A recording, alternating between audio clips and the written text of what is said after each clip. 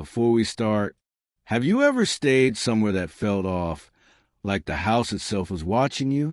Type safe in the comments if your Airbnb trips have been normal. Type never again if you've had a bad one. Because tonight, I'm telling you 4 real Airbnb experiences so disturbing. You'll never look at rental homes the same way again. And the first one starts with a locked basement door that refused to stay locked. My name is Aaron. I'm 32 years old, and I work as an interior designer. I travel for jobs a lot, and in January 2022, I booked a cheap duplex in Milwaukee for a short work visit. 2 nights, 1 meeting. That was it. I wasn't on vacation. I just didn't want to pay hotel prices for something boring. The place looked exactly like every Airbnb ever. White walls, neutral furniture, framed artwork pretending to have personality. Outside, snow had covered the street, so completely it felt like the whole neighborhood had been muted. The first morning, I noticed something strange. The basement door was open. That bothered me immediately, because I'm obsessive about locks when I stay somewhere unfamiliar. I remember locking that door. I remember testing it, tugging it, making sure it held. So I closed it, locked it again, tested it harder this time. I told myself it was just an old house, cold weather, faulty latch. That night, I checked again before bed. Locked, solid. The next morning, it was open again. Now I felt embarrassed more than scared, like I was inventing drama over a door. I locked it again and stared at it for a full minute, waiting for it to move. It didn't. So that night, I decided to stop guessing. I dragged a dining chair into the hallway and wedged it under the basement door handle at an angle. If the door opened, the chair would have to move. I even took a photo of it, just to prove to myself I wasn't imagining things. Sometime in the night, I woke up to silence. The kind of silence you only notice when heat shuts off and snow absorbs all sound. Then I smelled it. Damp air, old fabric, something that didn't belong upstairs. I stepped into the hallway and turned on every light. The chair was no longer wedged under the knob, and the basement door was cracked open. The chair hadn't fallen. It had been pushed out of the way. I shined my phone light down the stairs. Concrete walls, darkness, and on the dusty landing, footprints. Not mine. They were heavier, bigger, like someone had walked up, paused, and gone back down. I messaged the host immediately. Photos, calm words. His reply came fast. It's an old basement. Don't worry about it. No concern. No explanation. When I said I wanted to leave early, he blocked me. I didn't stay long enough to find out who was in that basement. I left in the middle of the night and drove to a gas station, sitting under bright lights until my hands stopped shaking. Because whatever opened that door didn't want to be seen. And if you think a moving door is creepy, wait until you hear what the next guest found hidden above her bed. Part 2 is where the story turns truly disturbing. My name is Lauren, and this happened in October 2022 while I was on a short work contract in Asheville. For weeks. That's how long I planned to stay. I rented a basement unit beneath a house in a quiet neighborhood. It had its own entrance, a keypad lock, and a narrow gravel path with weak solar lights that barely lit the way. Inside, it looked exactly like the listing photos. White bedding, a tiny kitchen, a framed mountain print.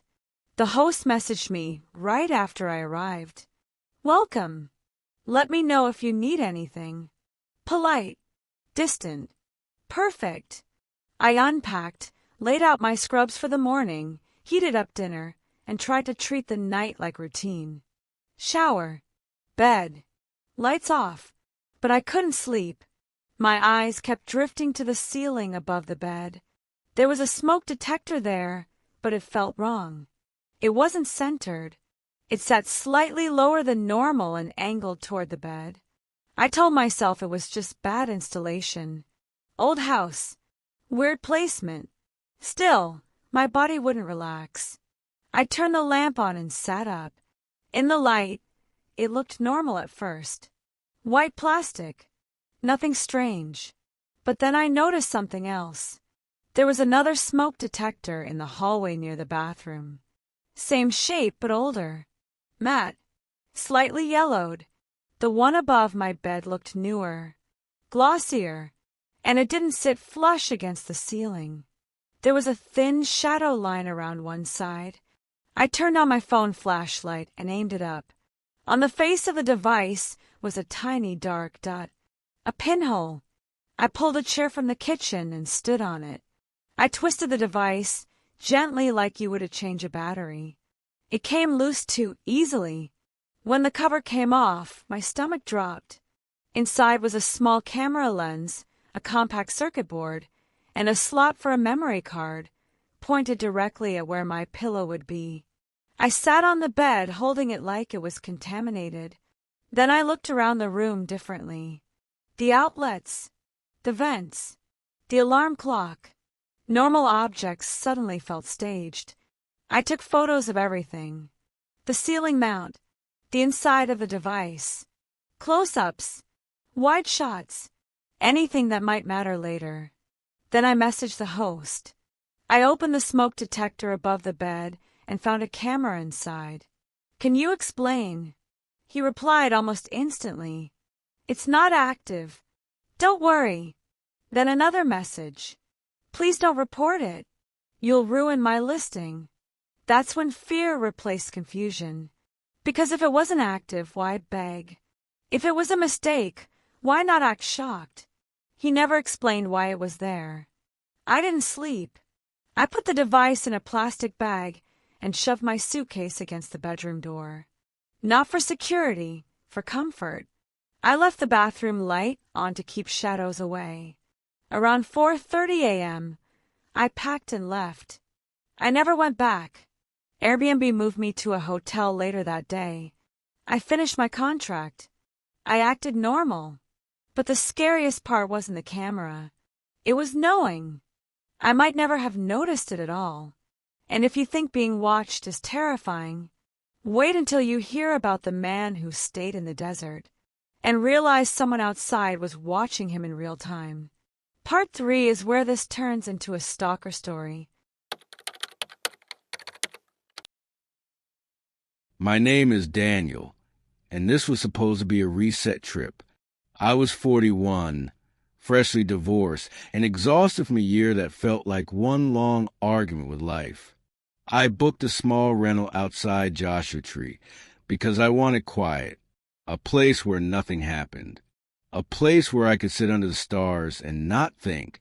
The house was a simple stucco place on a dirt road, fire pit, patio chairs, big windows facing the desert. The listing promised privacy and perfect stargazing. I arrived late afternoon and did something symbolic.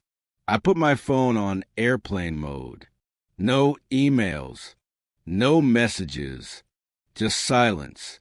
I cooked dinner and ate near the back window, watching the sky darken. That's when I noticed him. At first, I thought it was a shadow where a cactus should be, but the shape didn't match. It was upright. Still, a man was standing near the edge of the property, facing the house. I stood up slowly and took one step to the side. His head turned with me. I froze. Then I moved back toward the kitchen. His head followed again. It felt like I was inside a display case, and he was watching from outside. I told myself maybe the light inside made it look like he was staring. So I turned off the kitchen light and waited. He didn't move. 5 minutes passed. He stayed exactly where he was. I didn't open the door. I didn't yell. I didn't flash a light. I didn't want to escalate something I didn't understand. Eventually, I went into the bedroom and shut the door. When I checked again later, he was gone. That should have been the end. The next night, I kept the lights lower and stayed away from the windows. When I checked outside again, he was back. Same spot, same stillness. I tested it again. I moved left. His head turned. I moved right. Same thing. I finally messaged the host. Is there someone who stands near the property at night? I've noticed a man outside. The reply came fast. Oh, yeah, that's Rick. He just likes to know who's staying. That explanation was worse than silence. Like it was normal, like I should expect it. I closed the curtains and tried to sleep. Around midnight, I heard a tap, not on the big window, on the small one near the bedroom. Then another tap, different window, closer. He wasn't just standing anymore. He was moving, quietly. I sat on the bed with my keys in my hand and called a friend. I whispered where I was. I told him if I texted one word, help, to call the police. I didn't sleep after that. At sunrise, I packed and left. As I drove away, the desert looked peaceful again, like nothing had happened. But the whole weekend, I wasn't resting. I was trying not to be seen. And if being watched from outside is terrifying, wait until you hear what one guest saw, lowering from the ceiling above his head. I was in Bend for work, HR meetings, training sessions, long days of listening to other people's problems. I rented a modern cabin because I wanted something calm and practical, a place where nothing unexpected would happen. That illusion broke the first morning. I walked into the hallway half asleep and saw the attic ladder hanging down, not crooked, not broken, down like someone had just finished using it. My brain tried to explain it. Old house, loose latch, temperature changes. I pushed it back into place until I heard the click. Then I pressed harder, just to be sure. It held. I felt silly for how tight my shoulders were. That night, I came home late, showered, watched something forgettable, and went to sleep. In the morning, the ladder was down again. This time, I didn't touch it right away. I just stood there staring at it, waiting for logic to catch up. I messaged the host. Hey, the attic ladder has been down 2 mornings in a row. Is it loose? The reply came fast. No one has access to the attic. Must be the latch. That answer made things worse. Because if no one could access it, who was lowering it? I pushed it back up using a chair this time and took photos, so I wouldn't doubt myself later. That night, I didn't sleep deeply. I kept listening, labeling every noise. Pipes, wind, normal house sounds. Around 1:20 a.m., I woke up to a sound above me. Not loud, careful, like weight shifting. I didn't turn on any lights. I just listened. The sound happened again after I moved in bed. That's when I realized something was waiting for me to settle before moving. I opened my phone and started recording audio. I whispered the time and date, like I was creating evidence for a future version of myself. Then I heard a single creak in the hallway. I walked to my bedroom door and opened it an inch. Moonlight filled the hallway enough to see shapes. The attic ladder wasn't fully down. It was lowering, slowly, controlled, like someone was managing the weight, so it wouldn't slam. I shut the door and locked it. I didn't feel panic. I felt clarity. Leave. I called the host. Straight to voicemail. I called Airbnb support and waited on hold while sitting on my bed fully dressed. I packed one bag before sunrise. When I opened the door, the ladder was fully down again. I walked out, got into my car, and locked it immediately. Later, the host offered a refund. He sounded irritated, like I was being inconvenient. I never went back. Because once you watch an attic ladder lowering itself in the dark, you don't argue with maybe. You just leave. And if you think something coming from above is bad, wait until you hear what happened when a woman realized her bedroom lock was never real. My name is Emily, and this was my first trip completely on my own. I was 22, fresh out of college, and determined to prove I could travel without checking in with someone every hour. I picked a small rental in Savannah because the photos looked warm and safe. Exposed brick, soft lighting, a little welcome binder on the desk that said, "Welcome," in that friendly Airbnb font. The kind of place that relaxes you before you've earned it. I dropped my bag, walked the room pretending to be casual, and did what every woman does in a new place. I checked the exits.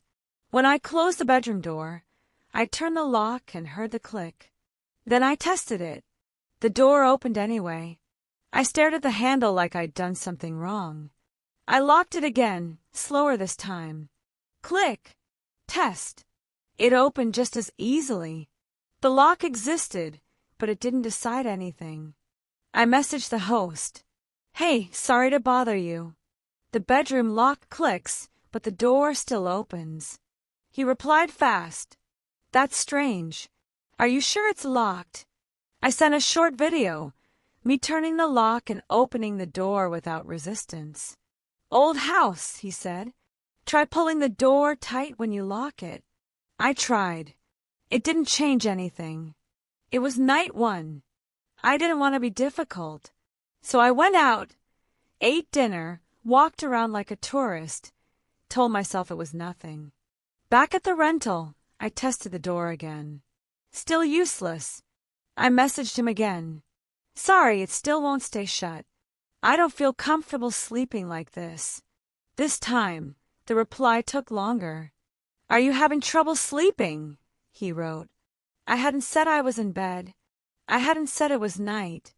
That message made my stomach drop. He said he'd look at it tomorrow. Tomorrow is a comforting word when you're not the one trying to sleep in a room that won't stay closed. I didn't have anything for protection. No spray. No alarm.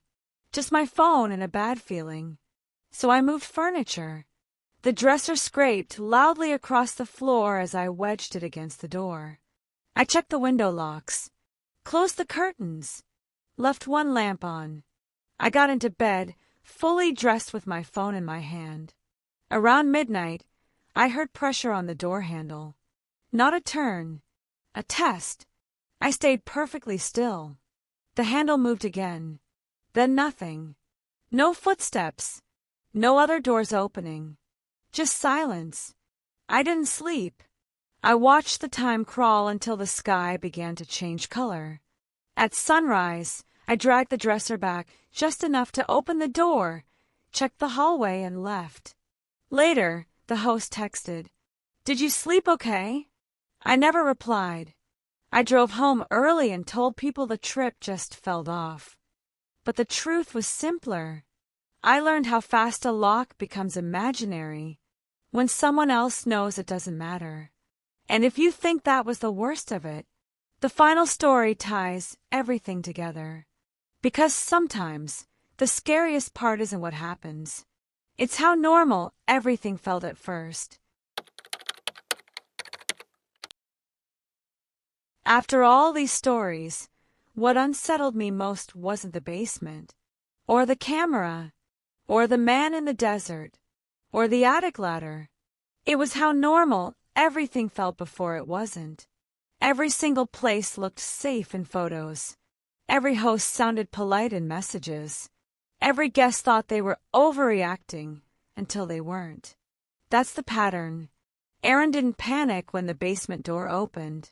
He made excuses. Lauren didn't scream when she saw the device. She documented it. Daniel didn't call police when someone stood outside. He minimized it. Emily didn't run when the lock failed. She tried to be reasonable. And the attic guest didn't flee when the ladder moved. He tried logic first. That's how these situations work. They don't start with screaming or running. They start with doubt. Maybe it's nothing. Maybe I misunderstood. Maybe I'm being dramatic. Fear doesn't always arrive loud. Sometimes it whispers through small details. A door that won't stay closed. A device pointed at your bed. A figure that doesn't move. A sound that waits for you to settle. A lock that only pretends to protect you. What makes these stories disturbing isn't just what happened. It's what almost happened. If Aaron had stayed one more night, if Lauren hadn't looked up, if Daniel had ignored the tapping, if Emily had trusted the lock, these wouldn't be stories. They'd be police reports. And that's the part no listing shows you. The photos show clean sheets. The description says cozy. The reviews say peaceful. But none of them tell you who else knows the layout, who else knows the weak points, who else knows the lock doesn't matter. The scariest realization isn't that something went wrong. It's that nothing had to. Because danger doesn't always break in. Sometimes it waits to be invited by doubt. So if there's one lesson in all four of these experiences, it's this. When something feels wrong, don't negotiate with it. Don't explain it away. Don't wait for proof. Don't stay because you don't want to be rude. Leave. Because safety is worth more than politeness. And instincts exist for a reason. These weren't horror movies. They were ordinary trips. That went just close enough to the edge to show what's waiting there. And if the part that stuck with you was how normal everything felt at first, then you already understand why these stories matter. Tell me in the comments, which one disturbed you the most? The basement, the camera, the watcher, or the lock? And if you think roads are safer than houses, don't click away yet. Because next, I'm sharing 4 disturbing trucker stories where the danger didn't come from inside the room. It came from the road itself. Articulated Lori, smiling face with horns.